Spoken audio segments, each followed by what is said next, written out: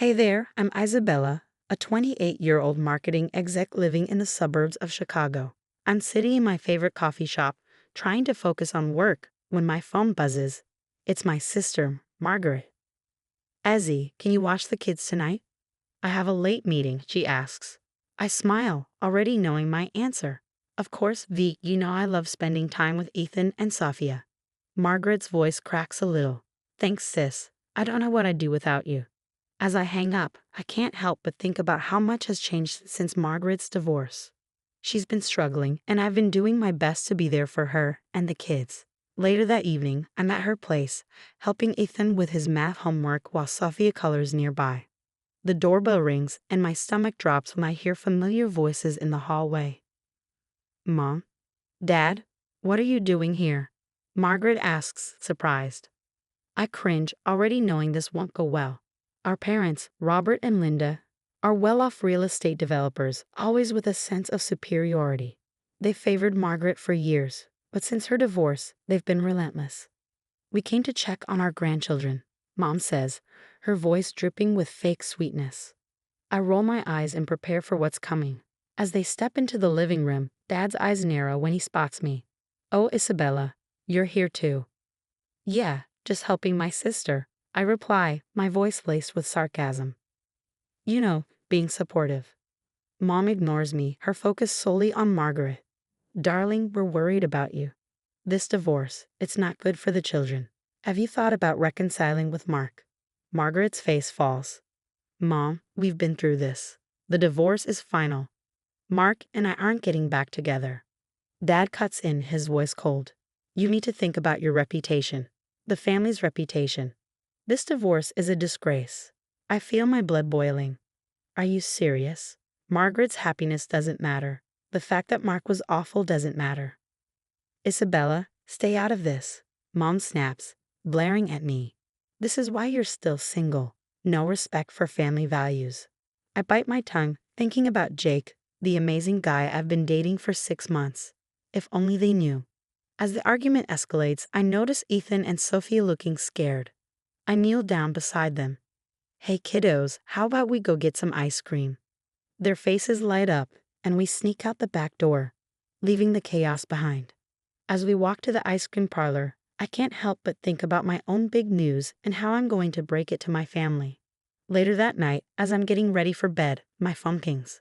It's a text from Jake. Can't wait to see you tomorrow. Love you. I smile, my hand instinctively moving to my stomach. I'm pregnant, and I'm terrified of how my family will react. But as I drift off to sleep, I promise myself and my baby that no matter what happens, we'll be just fine. The next evening, I sit at the dinner table, Jake's hand squeezing mine under the tablecloth. My parents, Robert and Linda, sit at the head of the table, looking as uptight as ever. I clear my throat. So, I have some news. All eyes turn to me. Here goes nothing. Jake and I, we're having a baby. Jake beams beside me. We're so excited. He adds, giving my hand another squeeze. The silence that follows is deafening. Then all hell breaks loose. What did you just say? Mom shrieks, her face turning a dangerous shade of red. Dad slams his fist on the table, making the silverware rattle. Isabella, how could you be so irresponsible? Out of wedlock. Have you no shame? I feel my cheeks burn. It's the 21st century, Dad. Jake and I love each other. We're happy about this. Mom scoffs. Happy? You've disgraced this family. What will people say? Oh, so that's what this is about. I snap. Your precious reputation. Margaret tries to step in. Mom, Dad, please, can't we just? But Dad cuts her off. Don't you start, Margaret. We're not done with you either.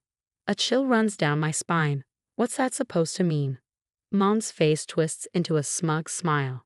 Well, since you asked, we decided to sue for custody of Ethan and Sophia. The room goes silent. Margaret's face goes pale. What? She whispers.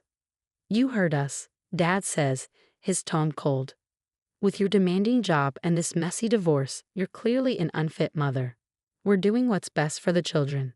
I can't believe what I'm hearing. Are you kidding me? Margaret is an amazing mom. You can't do this. We can and we will, Mom says flatly. Unless what? I ask, dreading the answer. Dad leans forward. Unless you fix your little mistake, we'll forget this whole pregnancy nonsense if you do the right thing. I feel like I've been slapped. Fix my mistake? You mean get rid of my baby? Are you out of your minds? Jake stands abruptly, his chair scraping against the floor. That's enough. Isabella, we're leaving. But I'm not done. I turn to Margaret. Sis, you can't let them do this. Fight them. Margaret just sits there, tears streaming down her face, saying nothing. Dad points to the door. Get out. You're no daughter of ours. Gladly, I spit back, grabbing my purse. As Jake and I head for the door, I turn back one last time. You know what? I feel sorry for you. You're so obsessed with appearances that you've forgotten what really matters. Family, love, happiness. You're the ones who should be ashamed. With that, we walk out, slamming the door behind us. Once we're in the car, the reality of what just happened crashes down on me, and I break down, sobbing uncontrollably. Jake pulls me into his arms. It's okay, Azzy. We've got each other. We've got our baby. That's all that matters. As we drive away from my childhood home, I realize he's right. This isn't the end. It's just the beginning of a new chapter, and I'm ready to fight for it. It's been a whirlwind few months since that disastrous family dinner. Jake and I found a cozy little apartment, and let me tell you, waking up next to him every morning makes all the drama worth it. Plus, this baby bump of mine is getting harder to ignore, in a good way. But it's not all sunshine and rainbows. Margaret's custody battle is in full swing, and it's really taking a toll on her. One afternoon, I stop by her place and find her surrounded by legal papers, looking like she hasn't slept in days. Hey V, how are you holding up? She looks up at me, dark circles under her eyes. I'm hanging in there, barely. I plop down next to her on the couch. Listen, I've been thinking. We need to fight fire with fire. What do you mean? She asks, confused. I take a deep breath. I hired a private investigator to look into Mom and Dad's business dealings. Margaret's eyes widen. You did what?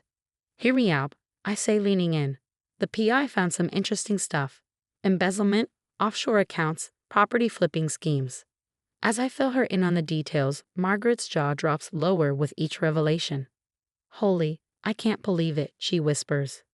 Believe it, sis. Our dear parents aren't as squeaky clean as they pretend to be. Margaret shakes her head, still in shock. But how does this help us?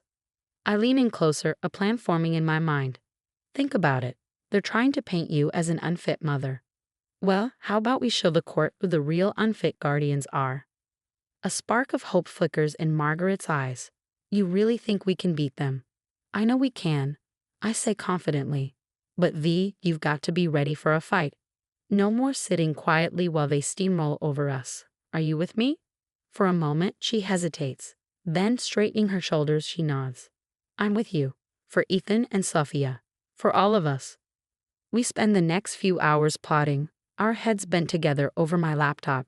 As we work, I feel the baby kick, as if saying, You've got this, Mom. That night, I drift off to sleep with my mind racing with plans and possibilities.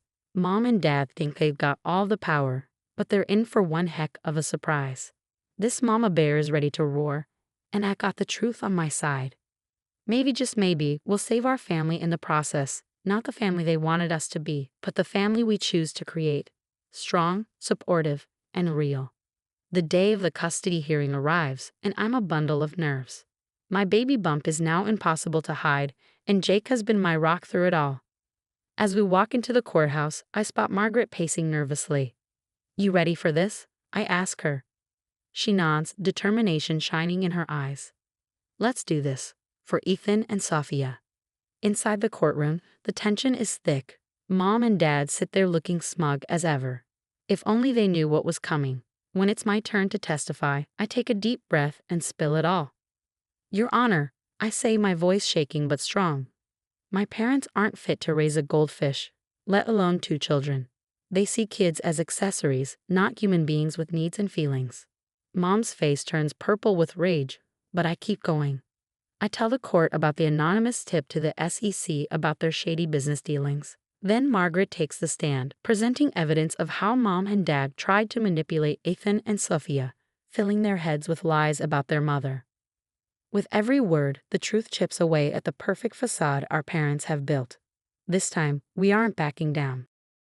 The judge, thoroughly unimpressed with my parents, doesn't take long to make her decision.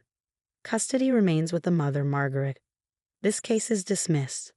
The relief on Margaret's face is palpable, but the drama isn't over. As we leave the courtroom, two men in suits approach Mom and Dad. Robert and Linda, we're with the Securities and Exchange Commission. You're under arrest for multiple financial crimes. Watching them being led away in handcuffs, I feel nothing. No joy, no sadness, just a sense of closure. Months pass and life settles into a new rhythm. Jake and I welcome our daughter, Hope, into the world. Holding her for the first time, I make a silent promise to always put her needs first. Margaret throws herself into being the best mom she can be. Seeing her with Ethan and Sophia, laughing, playing, makes all the struggles worth it. Jake and I have a small, intimate wedding. No fancy frills, just love and our closest friends. Margaret is my maid of honor, of course. As for Mom and Dad, last I heard, they're facing years in prison. Their assets are frozen, their reputation in tatters. But honestly, I don't think about them much these days. One sunny afternoon, I'm sitting in our backyard, Hope napping in her bassinet. Jake's grading papers, and I can hear Margaret and the kids laughing as they set up for a barbecue. I think about how far we've come, the family I've created. Jake, Hope, Margaret, Ethan, and Sophia. It's not perfect, but it's real. It's built on love, support, and honesty. Penny for your thoughts, Jake says, smiling as he leans into me. I smile back, just thinking about how lucky we are, how sometimes the family you choose is stronger than the one you're born into. Couldn't agree more, he says, squeezing my hand. As the smell of the grill fills the air and the kids' excited chatter echoes in the background, I know this is what family should be. We've been through hell, but we've come out stronger. And the future? It's looking brighter than ever. Now I have a question for you. How far would you go to protect your loved ones from manipulative family members? Would you expose their illegal activities, even if it meant potentially destroying your family's reputation and sending your own parents to prison? Share your thoughts in the comments below.